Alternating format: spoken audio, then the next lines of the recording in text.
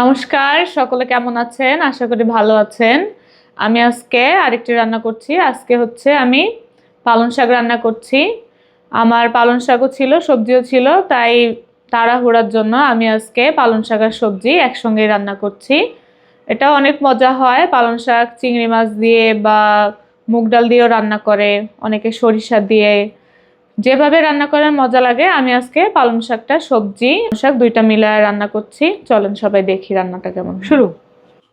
এই যে আমার পালং শাক, আমি রান্না করছি আজকে পালং শাক। পালং শাকটা আগেই কেটে বেছে ধুয়ে নিয়েছি, এই যে একদমই ফ্রেশ। আর আমি আজকে পালং শাক রান্না করছি সবজি দিয়ে। আমি এখানে সবজি নিয়ে নিয়েছি, ফুলকপি আছে, গাজর আছে, আলু আর হচ্ছে ওলকপি। আমি এটা দিয়ে রান্না করব, এক কাজে দুই কাজ সারে ফেলবো আমি। শাকও খাওয়া হবে, সবজিও হবে। পালং শাক অনেকভাবে রান্না করা যায়, আমি আজকে সবজি দিয়ে করছি। আমার কড়াইটা গরম হয়ে গেছে, আমি এখন তেল দিয়ে দিচ্ছি। যার যার পরিমাণ মতো একটু তেল দিয়ে নেবেন, শাক একটু বেশি তেলই লাগে। আমি প্রথমে পাঁচফোড়নটা ফোড়ন দিয়ে নিচ্ছি। পাঁচফোড়নটা দিয়ে দিলাম, আর দিব একটা শুকনা মরিচ।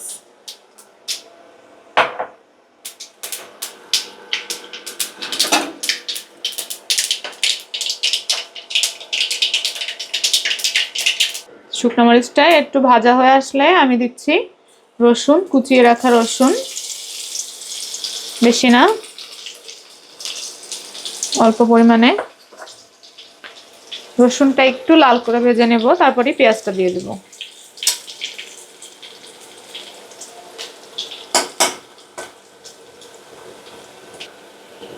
আমি এখন পেঁয়াজ কুচি দিয়ে দিচ্ছি।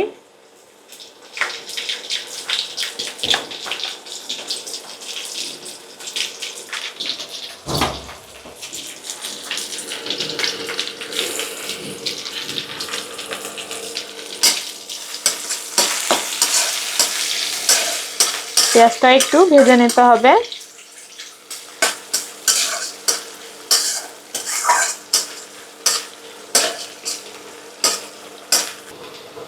এই যে আমার পেঁয়াজটা একটু লাল হয়ে এসেছে, আমি এখন দিয়ে দিচ্ছি সবজিগুলো, কেটে রাখা সবজিটা একটু ভাজা ভাজা করে তারপরে শাক দিয়ে দেবো।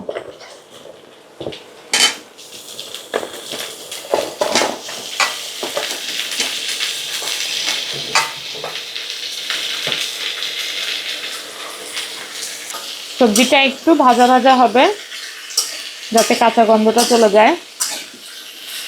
আর যেহেতু রসুন দেওয়া, কাঁচা গন্ধ আসবে না। রসুনটা আমি এখানে একটু কম দিয়েছি, আপনারা চাইলে বেশিও দিতে পারেন,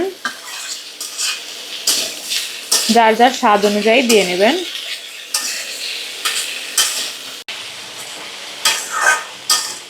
কিছুক্ষণ নাড়াচাড়া করে আমি এখন হলুদ আর লবণটা দিয়ে দিব। হলুদ লবণ দিলে তাড়াতাড়ি ভাজাটা হয়ে যায়। লবণ দিয়ে দিচ্ছি, এখন দিচ্ছি আমি হলুদ।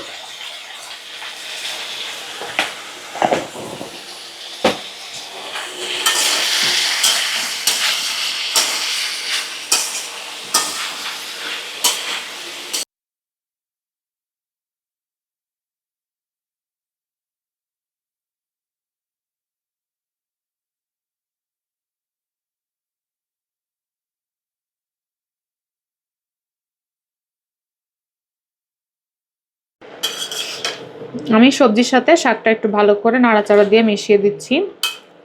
শাক থেকে জল বেরোবে, আলাদা জল দেওয়ার দরকার নেই।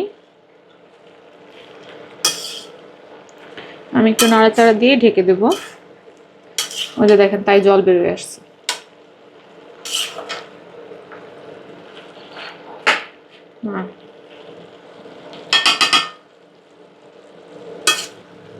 আমি এখন এটা ঢাকনা দিয়ে দেবো, বন্ধ হবে না।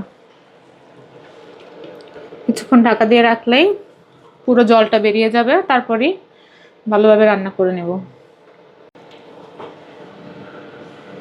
এই যে দেখেন অনেক জল বেরিয়েছে, এই জলেই আমার সবজিগুলো সব সেদ্ধ হয়ে যাবে। আমি একটু নাড়া দিয়ে দেখাই। এই যে দেখেন অনেক জল বেরিয়েছে।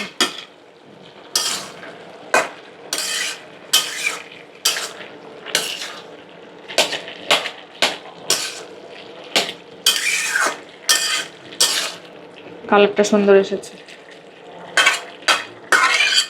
আমি এখন কয়েকটা কাঁচামরিচ দিয়ে দিচ্ছি আস্ত।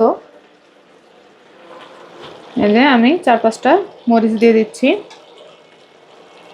যেহেতু আমার ছেলে মেয়েকে এটা খাওয়াবো, ওরা ঝাল খেতে পারে না। আপনারা একটু চিড়ে দিয়ে দিবেন। আমার ছেলে মেয়ে বেশি পারে না, শুকনো মরিচ থেকেও ঝালটা বেরোবে, কম ঝাল ওরা পছন্দ করে। এখন আবার একটু ঢাকা দিয়ে দেব, তারপর রান্না কমপ্লিট।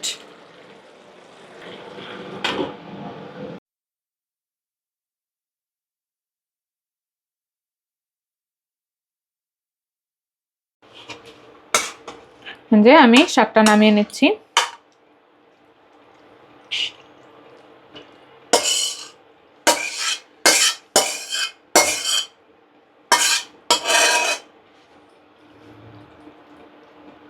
এই যে আমার পালং শাক আর সবজি দিয়ে রান্নাটা কমপ্লিট। আমি একটু রেখে নিচ্ছি। রান্নাটা দেখে হয়তো বুঝতে পেরেছেন এটা অনেক মজা হয়। এটা চিংড়ি মাছও দেওয়া যায়, আমার কাছে চিংড়ি ছিল না, আমি চিংড়িটা দিইনি। আপনারা দিতে চাইলে দিতে পারেন। আর সবজি আর পালং শাক মিলায় খুবই মজা হয়, এটা স্বাস্থ্যের জন্য অনেক উপকারী, বাচ্চাদের জন্য তো অনেক উপকারী। বাচ্চারাও মনে হয় এভাবে রান্না করলে পছন্দ করবে। সবাই রান্না করে দেখবেন কেমন হয়। ধন্যবাদ সবাইকে, বাই।